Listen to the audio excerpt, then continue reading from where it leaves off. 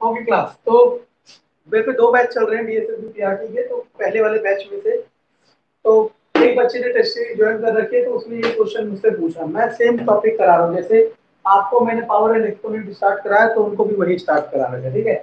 तो उसने मुझसे ये क्वेश्चन पूछा और कहा कि सर ये क्वेश्चन मेरे से नहीं हुआ और ये पावर एंड एक्सपोनेंट का था। तो अब एक चीज देखो, आपके 20 क्वेश्चन आएंगे ना, तो टेस्ट सीरीज में इसके लिए समय पता है कितना मिल रहा है स्टैंडर्ड टेस्ट सीरीज का? 13 मिनट। 13 मिनट समय मिल रहा है 20 क्वेश्चन के लिए। मतलब मैं जो आपको कह रहा था 1 मिनट से भी कम समय में करना है, वो बात सही है। क्यों? क्योंकि अगर 1 मिनट में एक क्वेश्चन करना होता तो 20 मिनट होते।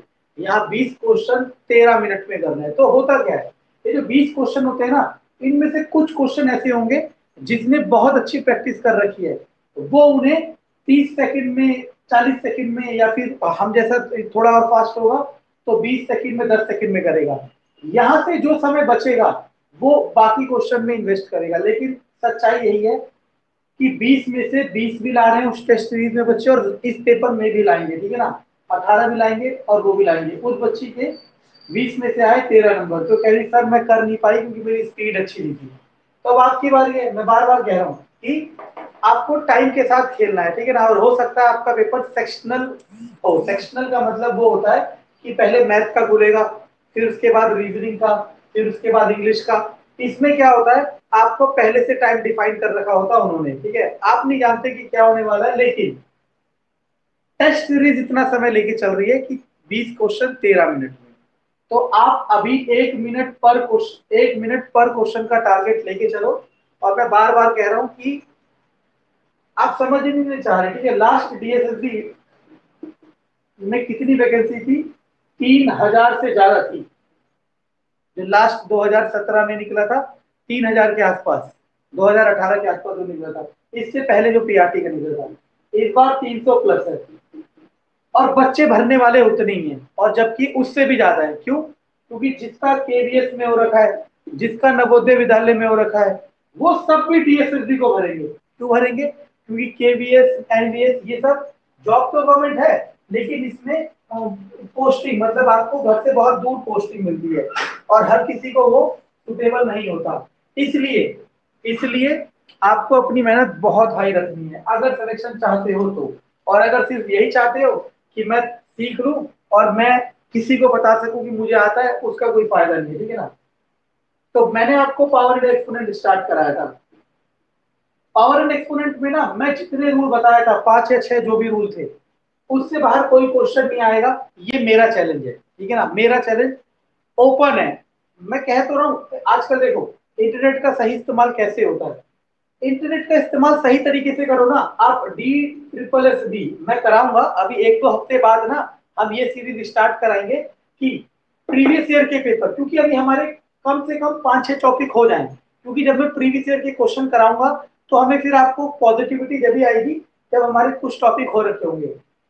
2 या 3 हफ्ते बाद जब मेरे 2-3 टॉपिक मैथ्स में 5-6 टॉपिक हो जाएंगे, मतलब 2-3 और 5-6 टॉपिक हो जाएंगे, फिर हम हर संडे एक क्लास रखा करेंगे जिसमें प्रीवियस ईयर मैथ और रीजनिंग के क्वेश्चन करेंगे, जिससे आपको पता चलेगा कैसा आएगा। आप अगर प्रीवियस ईयर के पेपर उठाओगे ना, तो इस तरह का क्वेश्चन जरूर दिखेगा। जरूरी नहीं है कि नंबर सेम हो, 2 हो, 3 हो, 4 हो, नंबर चेंज हो सकता है, लेकिन इस तरह का क्वेश्चन डेफिनेटली दिखेगा। तो अब हम समझते हैं ये है क्या, ठीक है ना। तो देखो, अगर आप में से किसी ने कर दिया तो देखना मैं आंसर निकाल रहा हूं। अगर सेम आ रहा है तो अच्छी बात है, नहीं आ रहा तो सीख लो। देखो, आपके पास जो पावर एंड एक्सपोनेंट होता है ना, इसमें दो ही तरीके के क्वेश्चन चलते हैं। एक तो नंबर्स वाले चलते हैं और एक वेरिएबल वाले चलते हैं। नंबर्स वाले वो हैं जो मैं आपको लास्ट टाइम करा चुका था कि 625 किसका स्क्वायर होता है, ये किसका क्यूब होता है, वगैरह वगैरह, ठीक है ना। और देखो, आप सोच के देखना, आपको या मुझे या बहुत सारे बच्चों को तो यही टफ लगता है।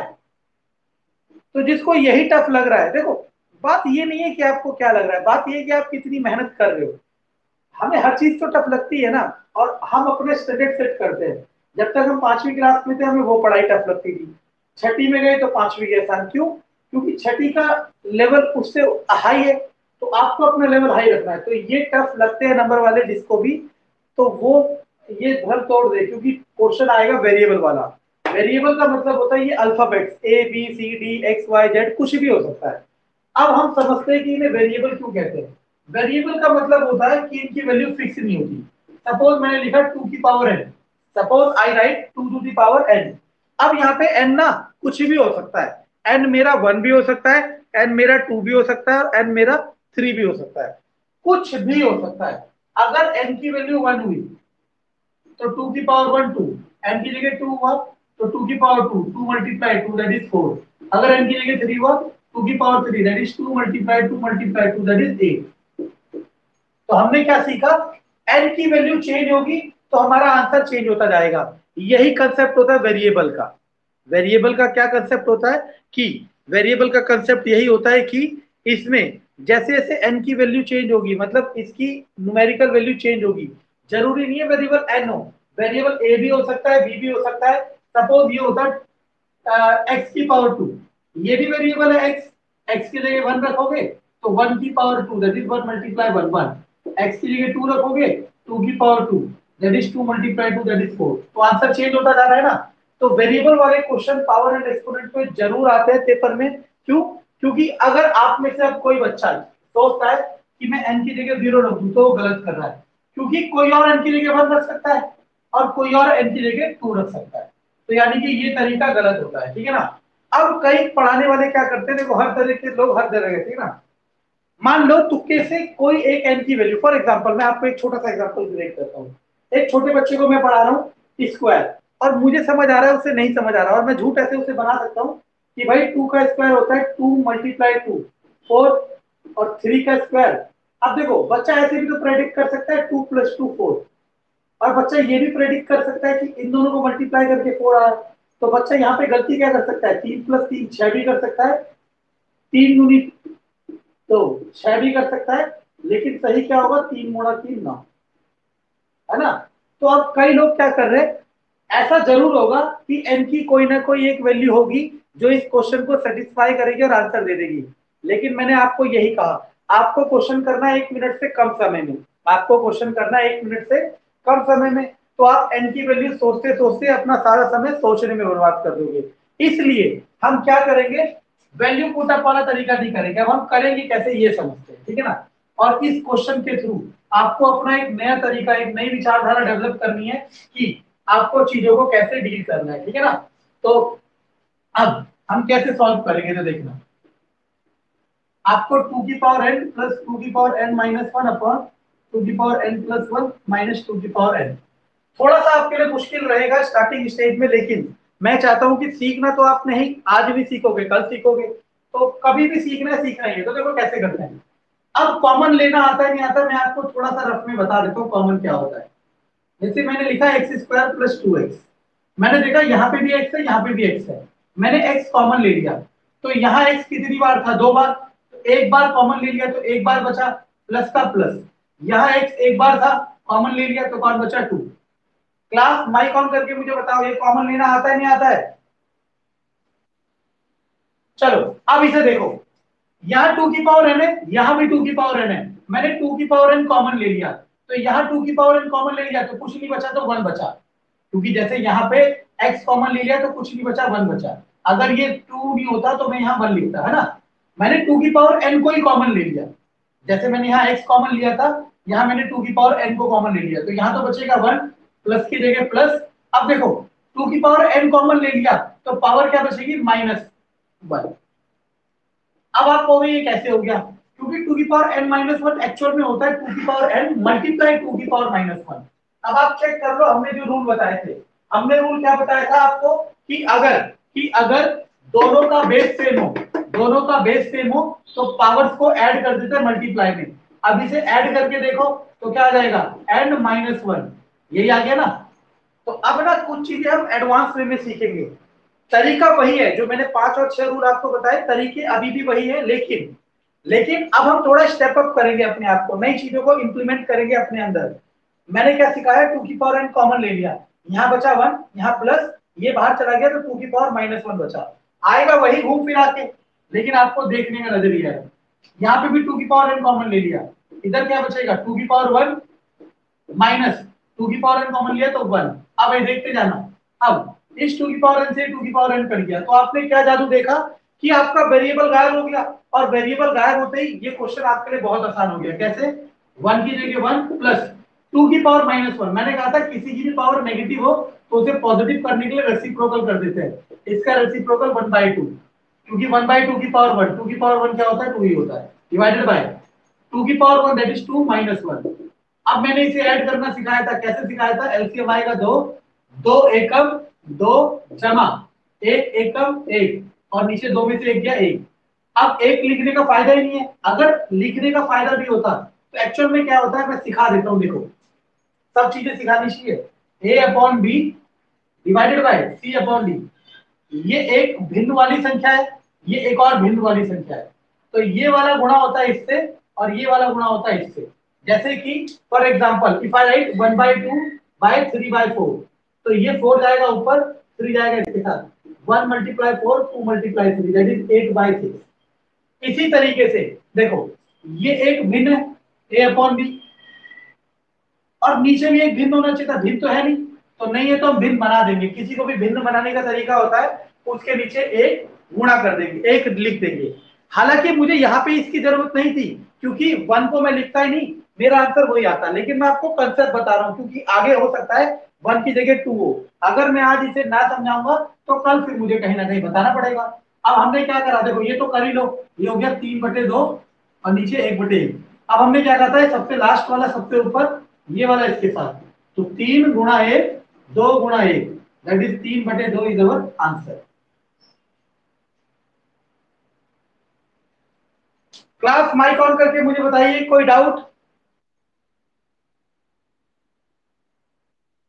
गुड। देखो मैं बार बार कह रहा हूं, नॉलेज के बिहाफ में कोई नहीं कह सकता कि मैं नहीं पढ़ा रहा सही, ठीक है ना। बस वो फैसिलिटीज हो सकती है, मेरे पे स्मार्ट बोर्ड नहीं है और बच्चे कम है, क्योंकि मैं अभी तक किसी और के नाम पे पढ़ा रहा था, ठीक है ना। तो शुरुआती स्टेज है, लेकिन आपको नॉलेज चाहिए तो आप अच्छे से पढ़ें।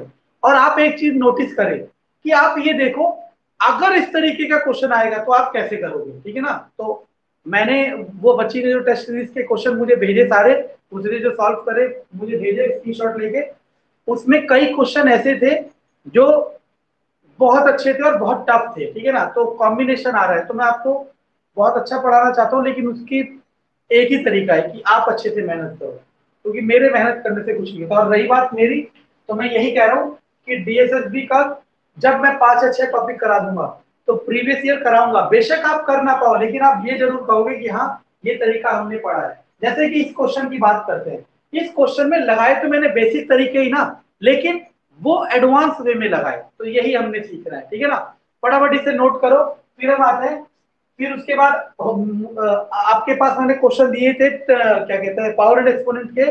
इसे नोट करने के बाद एक एक करके मुझे क्वेश्चन नंबर बताना जो आप नहीं कर पाए।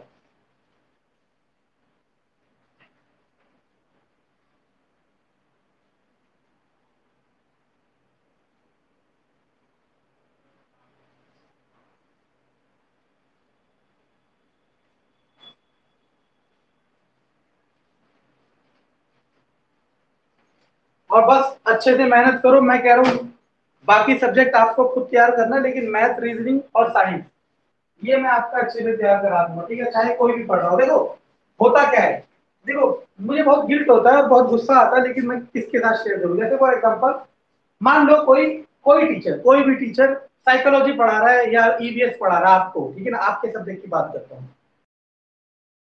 आपको पता है वो चीजें डिस्प्ले हो रही है, बस वो उसे डिक्टेट कर रहा होता है और उसी को एक्सप्लेन कर रहा होता है। और जबकि दूसरी तरफ हम लोग हैं, हम सारा खुद लिख रहे हैं और बिना किसी डिक्टेशन के, मतलब देख के थोड़ा लिख रहे हैं। और जबकि वो लोग बहुत महान कहलाते हैं और हम लोग कुछ नहीं कहलाते, ठीक है ना।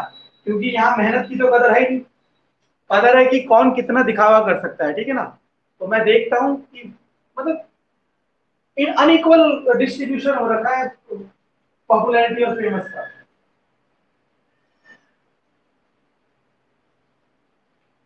कोई भी आपका फ्रेंड कहीं भी कुछ भी पढ़ता हो, मैथ और रीजनिंग, आप क्वेश्चन मुझसे पूछ सकते हो, ठीक है ना। क्योंकि मुझे बहुत अच्छा लगता है जब कोई क्वेश्चन, टफ क्वेश्चन आता है, क्योंकि हमारी नॉलेज का ब्रशअप इसी तरीके से होता है जब हम टफ क्वेश्चन करते हैं।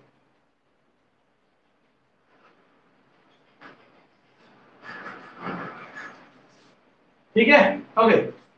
अब देखो, मैं चाहूँ ना रिसर्च पे में अगर हम एक ही क्वेश्चन को बहुत, मैं इसको ना वो वाले तरीके से भी कराता कि एम की जगह 0 1 2 3 4 5 कोई ना कोई एक नंबर इसको सेटिस्फाई करेगा। लेकिन मैं बार बार कह रहा हूं, लेकिन हो सकता है एक सेटिस्फाई करे, हो सकता है